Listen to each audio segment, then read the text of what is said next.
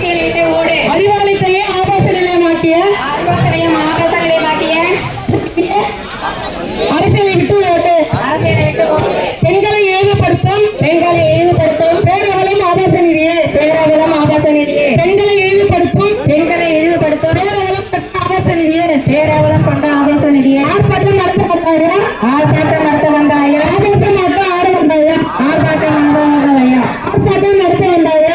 ஆர்ப்பாட்டம் நடத்த வந்தாயா? ஆபாசம் நடத்த ஆட வந்தாயா? ஆபாச ஆட்டம் ஆட வந்தாயா? வாயை திறக்காத ஆபாச நிதியே. வாயை திறக்காத ஆபாச நிதியே.